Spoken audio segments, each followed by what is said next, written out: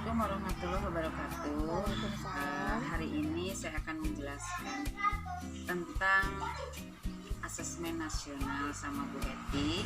Bu Heti ini dari SMP mana, Bu?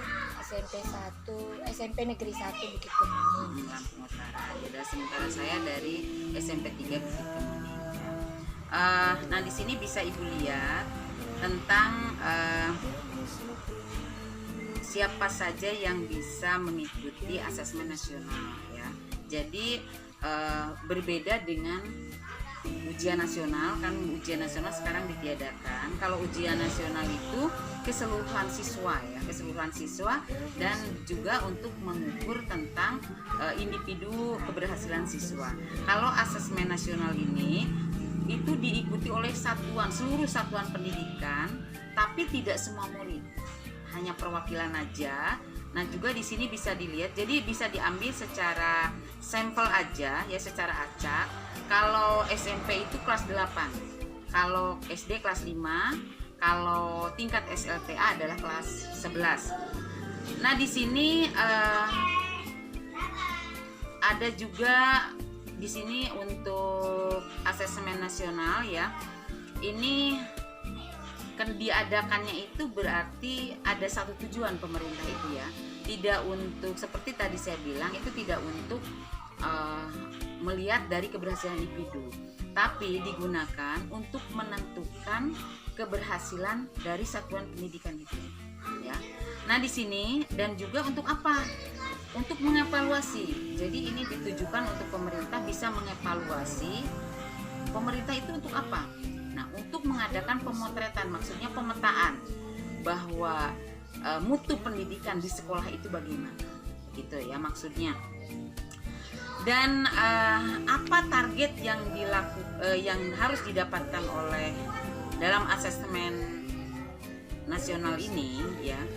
Ini tentu saja untuk mengetahui informasi dari sampel yang diambil, sehingga akan memiliki populasi siswa di setiap sekolah pada jenjang kelas ya. Seperti tadi saya dikatakan kelas 5, kelas 8, kelas 11. Nah, baru sampai situ ada pertanyaan.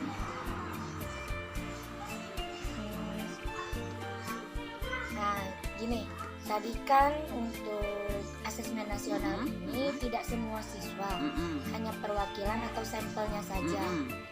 Nah, kenapa yang dipilih itu kelas 5, kalau yang SMP kelas 8, dan yang SMA kelas 11? Bagus. Nah, untuk kelas 5 karena itu pertengahan, diambil dari pertengahan. Kalau SMP kan pertengahannya kelas 8. Kalau SMA kan pertengahannya kelas 11. Nah, supaya siswa itu khususnya peserta asesmen nasional ini dapat merasakan perbaikan di sekolah tersebut ya. Jadi kalau dia nilainya misalnya kecil, bisa diperbaiki lagi pada saat pembelajaran berikutnya.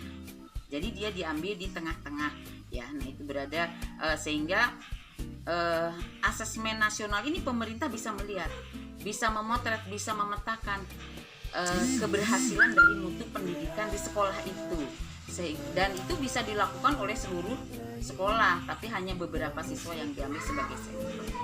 Itu saja ya Bu Heti untuk asesmen nasional. Nah, mungkin Bu Heti juga pernah mendengar apa itu AKM ya. AKM ini adalah bagian daripada asesmen nasional, bisa dilihat karena di situ ada yang apa saja yang termasuk dari asesmen ini ya. Ada asesmen kompetensi yang mendasar seperti literasi, membaca, dan juga asesmen